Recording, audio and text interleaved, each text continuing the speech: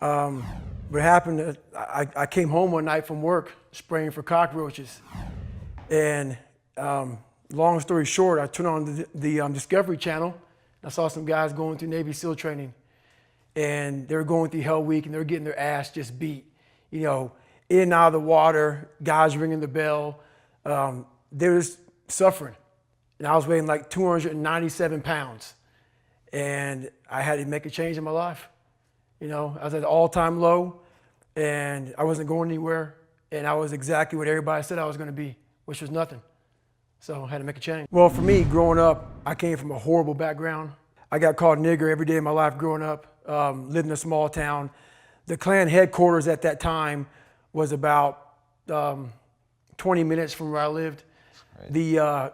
One of the high ups in the KKK, son, sat behind me in 2 classes, so he called me nigger all the time. I got my first car, they spray painted nigger, we're gonna kill you on it.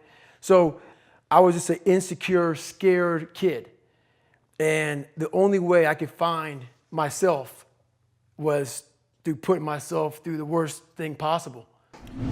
Well, my biggest advice to him is that, first of all, he won't like what I say to him, because I'm gonna say the exact opposite of what the world, today's world, is saying. So we read a bunch of books nowadays. As humans, we wanna find out how to be someone else. What we don't do is we don't go inside. So literally turn yourself inside out. Read the book that's like we're writing a book every day of our lives, but we never read that book. So what I would challenge this young man or young woman to do is you have to look inside of yourself to see what you really want. What are you passionate about? We use these words and these little phrases of only the strong survive and all this other crap. They're all just fucking words. I get so tired of hearing people just talking. Like right now, someone may think Goggins is just talking. You don't know me. So when I speak from passion. I speak from experience. I speak from suffering. I have to tell this young man or woman that the only way I believe, and this is my experience in life, the only way you're ever going to get to the other side of this journey is you have got to suffer to grow. To grow, you must suffer. And some people will get it and some people won't. But they have to see what their journey is to start their journey. Several people live to be 100 years old and they have great lives and they have great kids. Their kids go to college and all sorts of stuff. But somewhere in their life, there was a point where they had a decision to make. They can go left or right on this path. Left was the easy route. Right was the hard route. A lot of people take the easy route. And they had a good life that way, but the better life was going to the right side. And you may have 20 years of pain and suffering to get past it, but a lot of us die never truly starting our journey. And I would tell this young person, you got to start your journey. It may suck, but it will come out the other side where you're coasting. Every day, we're seeing who we are as people. When I was growing up, I lied for people to accept me because I didn't accept myself. So I would make up stories so then you would accept me into your world. Everything I did was for someone else to like me. It wasn't until I started reading my own book about how pathetic I was as a human being. I can blame my dad, I can blame kids at school, I can blame having health issues, ADD, my mom not being around. Great mom, but she was doing her thing. Right. I could blame a lot of people. And that's the book I was reading. And I put it off on everybody else. It wasn't until I said, you know what, for me to fix this, I gotta read what the fuck is wrong with David Goggins. Not blame anybody. Read my book and say, okay, I'm afraid of my shadow. How can I overcome that? Go in the military, get your ass kicked, do things you hate to do, be uncomfortable every fucking day of your life. Roger that. I'm not the smartest kid in the world. Okay. Instead of somebody saying, oh no, you're smart. No, don't say that to yourself. I said to myself, no, I'm a dumb motherfucker. Okay, roger that. How you get smarter? Educate yourself. So the things that we run from the truth. We're running from the truth, man. So the only way I became successful was going towards the truth. As painful and as brutal as it is, it changed me. It allowed me to become, in my own right, who I am today. My goal was 100 miles. So I got to mile 70. And I cleared 70 miles in like 12, 13 hours pretty quickly. But I was done. My feet were broken. I was stress fractures, shin splints. muscles were tearing. I was in bad shape. I was eating Ritz crackers and drinking Mileplex. That's all I had. No water, didn't know what the hell I was doing out there. Had on some tube socks. It was just ridiculous. It was a clown show. So I sat down at mile 70, and at this time I was married. And I look at my wife and I was like, I'm messed up bad. So I literally start to turn white. And when a black guy turns white, you're pretty fucked up. So here I am, I'm all fucked up in this chair. I'm at mile 70, I got 30 fucking miles to go. I'm jacked up. I gotta go to the bathroom, and the bathroom's like 20 feet from me. It's a porta potty. I can't get out of the fucking chair. So I'm peeing blood down my leg. Whoa. Pooping up my fucking back. And I got 30 miles to go. And I can't stand up because my blood pressure's all messed up. I've been in 3 hell weeks, Ranger school, overcome so many obstacles in my life. This last 30 miles of this race is when I realized a human being is not so human anymore. We have the ability to go in such a space if you're willing to suffer, and I mean suffer. Your brain and your body, once connected together, can do anything. And this 30 miles was the life-changing moment. I was out of it. I was in the worst pain in my entire life. I was, to me, on the brink of death.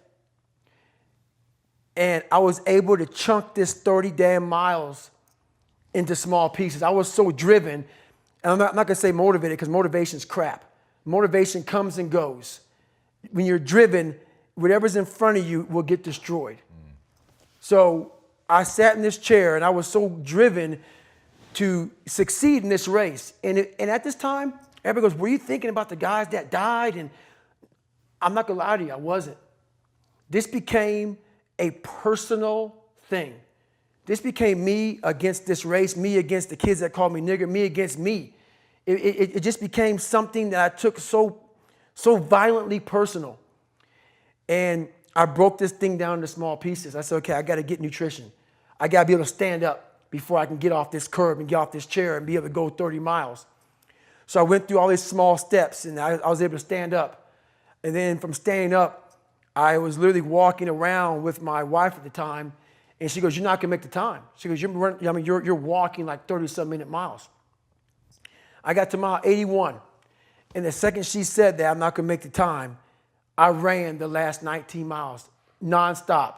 And I can show you right now when we get done with this. Matter of fact, I'm gonna show you right now. This was years ago, and I had to put compression tape on my ankle. And so this was years ago. I had literally the size of $50. I had to get compression tape, and I taped up my ankles and I taped up my feet, and that's how I got through that race. I'm very fortunate that I grew up at a time when there was no phones and there was no social media. And I suggest, yes, I'm on social media on a very limited basis because I have a story to tell, and it's a great platform.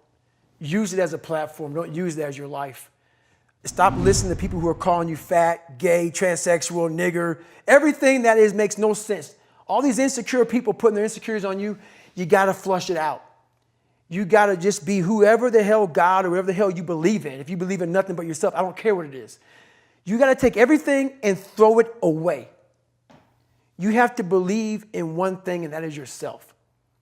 And I'm not saying don't believe in God or what you believe in, but right now, for you to find greatness in yourself, you're not gonna find it by looking in a book or by even hearing me.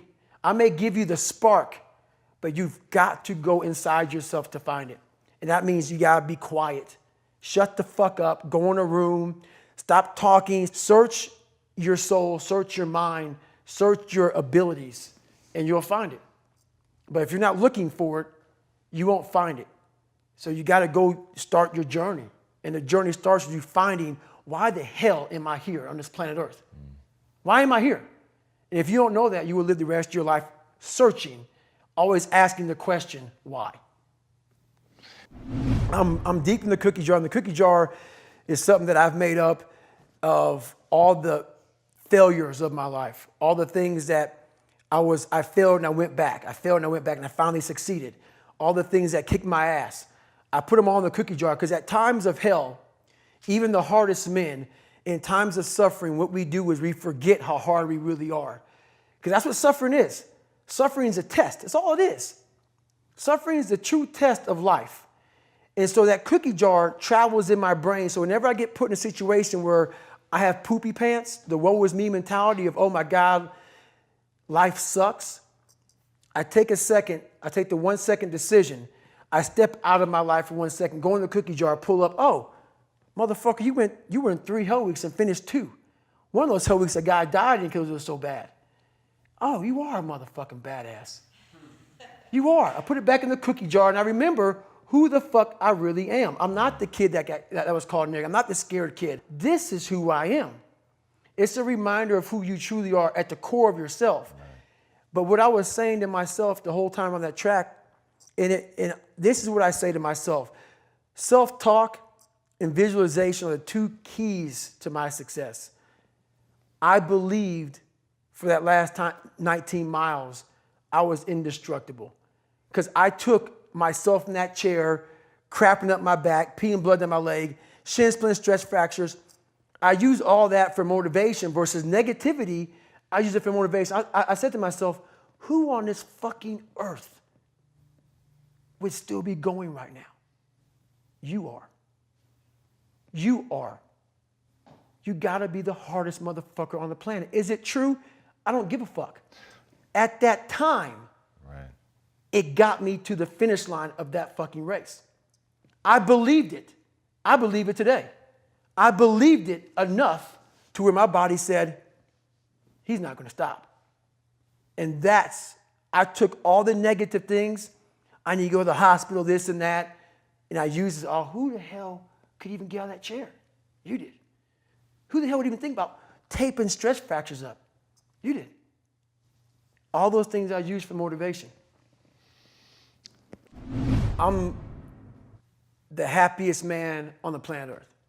So people may take this, and as so many people do, we live in a very weakened society.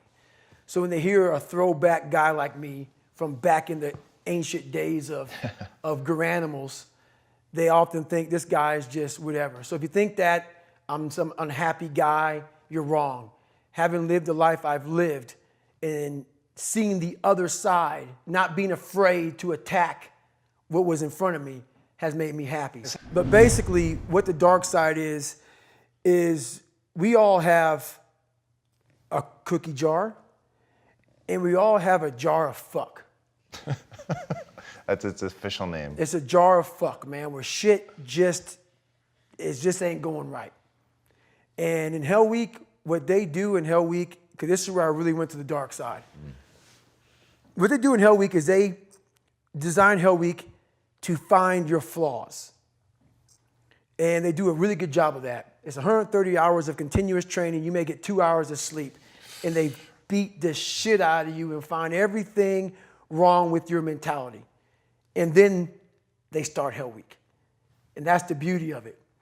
And for me, I'm not some naturally God-given guy. I don't have a great bit of talent in anything. So what got me through horrible times was the dark side. My name is David Goggins. I created Goggins. Goggins is the guy that can take anything you put in front of him. You want to break my motherfucking legs? So be it. Thicken your skin. Become more of a human being. Don't be afraid of the reflection in the mirror, because that's all you can be afraid of. Once you overcome the reflection in the mirror, you've done it. Most of this generation quits the second they get talked to. You did this wrong, or they get yelled at. It's so easy to be great nowadays because most people are weak. This is a softened generation. So if you have any mental toughness, any ability, if you have any fraction of self-discipline, the ability to not want to do it but still do it. People have a hard thing understand. I hate to run. And what makes me so crazy, it doesn't anymore, is people go, well, why do you run if you hate it? What are you talking about? I don't want to take showers and eat either. I hate that too. That's life, man. It wasn't until I changed that mentality that I became somebody. I hated going to school. So guess what? I was dumb as shit.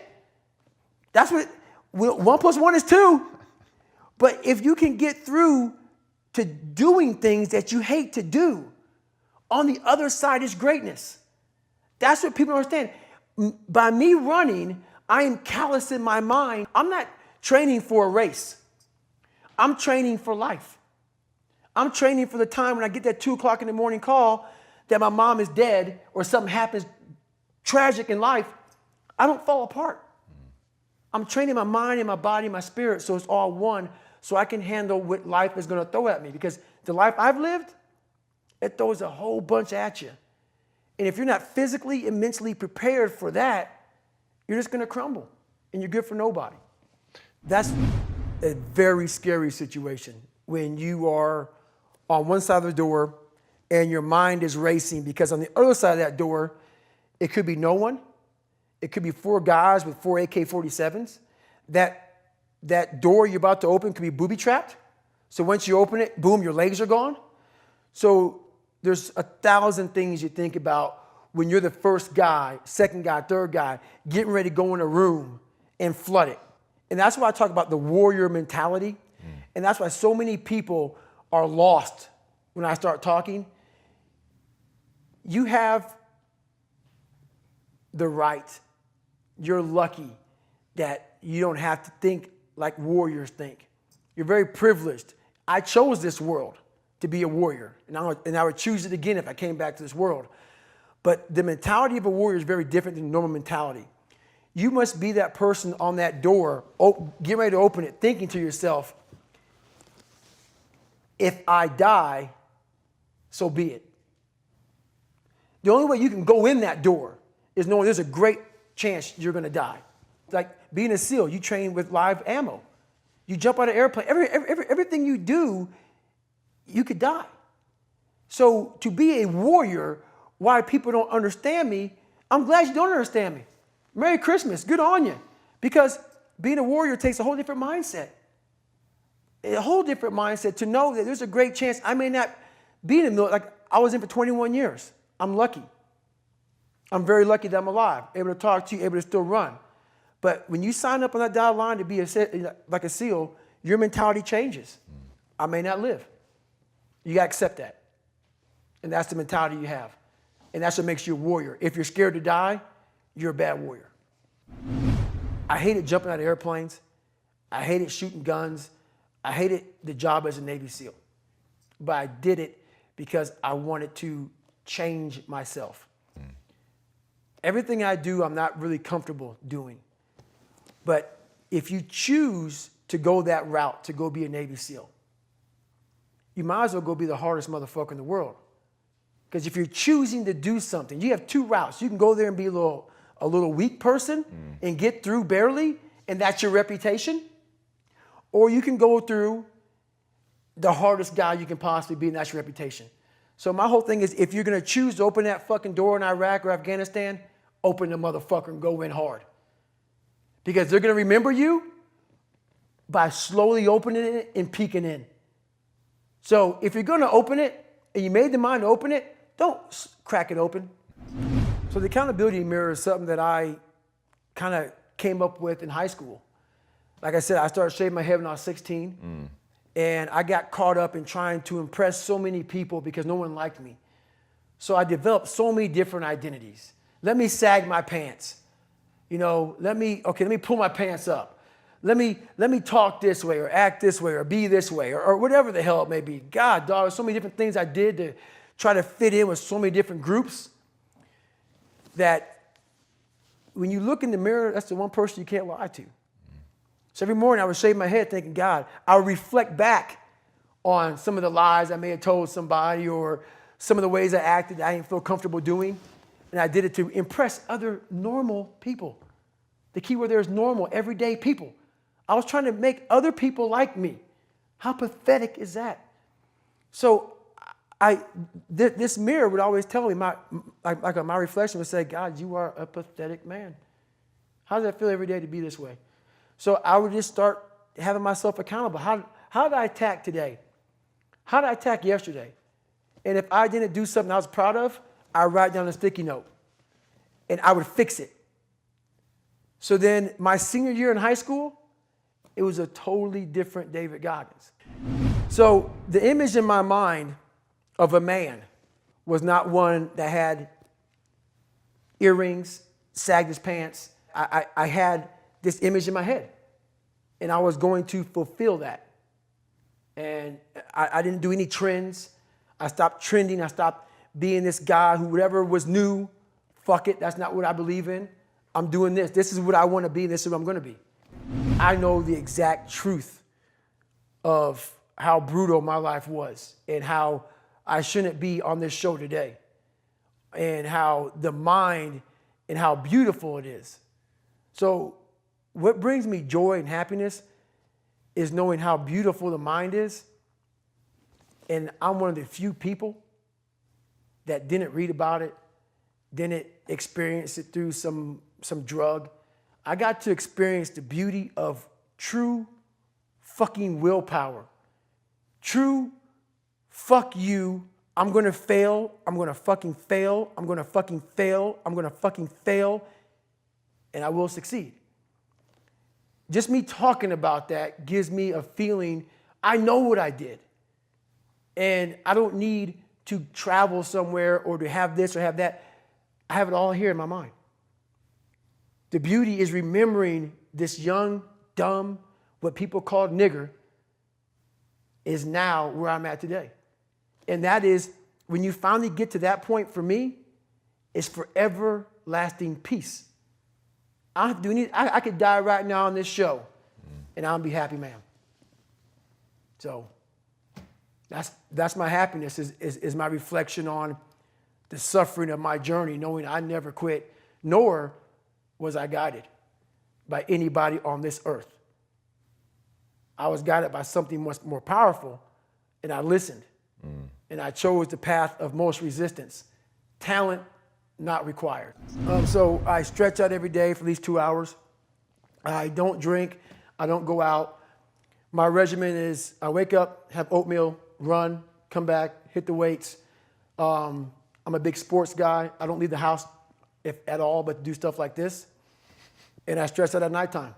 I find people that I trust, which is a very small group of people who are honest and true to me, people who will die for me, and I'll die for them, which is a fucking small. Sure.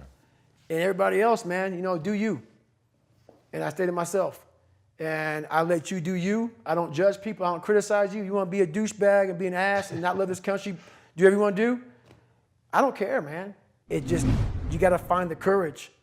You got to find the courage to put your Bose headphones on and silence the noise out of this world and to find it. And to find it because it's out there, but it's going to take hard work, courage, self-discipline. It's going to take all the non-cognitive skills. All the non-cognitive skills to be great. Smart is good, all this stuff is good. That's all cognitive. It's the non-cognitive skills that set you apart from everybody else. And that's what it's all about.